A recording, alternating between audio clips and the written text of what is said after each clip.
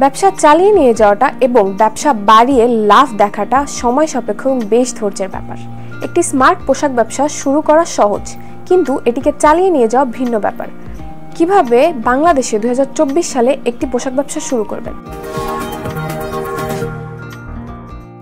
আপনার নিজেকে প্রশ্ন করতে হবে, আপনি কি আসলেই একটি ব্যবসা পরিচালনা করতে পারবেন? শুরু করার কাজটা একটু কঠিন মনে হলেও আপনার নিজেরই উঠে দাঁড়াতে হবে এবং নিজেকে স্বনির্ভর করে তোলার এই প্রয়াসটা নিজেকেই শুরু করতে হবে। চলুন জেনে নেই যে পয়েন্টগুলো মাথায় রাখলে আপনার পোশাক ব্যবসা খুবই কম সময়ে পরিচিতি লাভ করবে এবং আপনি খুব ভালো মুনাফা অর্জনের দিকে এগিয়ে যাবেন। পয়েন্ট নাম্বার 1, কোনো ব্যবসা শুরু করার সর্বপ্রথম শর্তই হলো কোনো উল্লেখযোগ্য স্থান নির্ধারণ করা।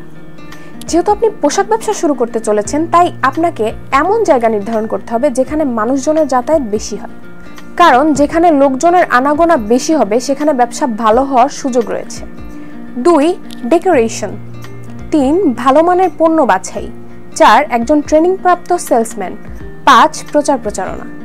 আপনি যদি ইউজার চয়েসের সাথে পোশাক ব্যবসা করতে চান এবং আপনার যদি একটি নির্দিষ্ট স্থান নির্বাচন করা থাকে, আপনার দোকান বা শোরুমের সম্পূর্ণ ডেকোরেশন, একজন সেলসম্যানের স্যালারি, ভালো মানের পণ্য এবং প্রচার প্রচারণায় শতভাগ সহযোগিতা করবে ইউজার চয়েস।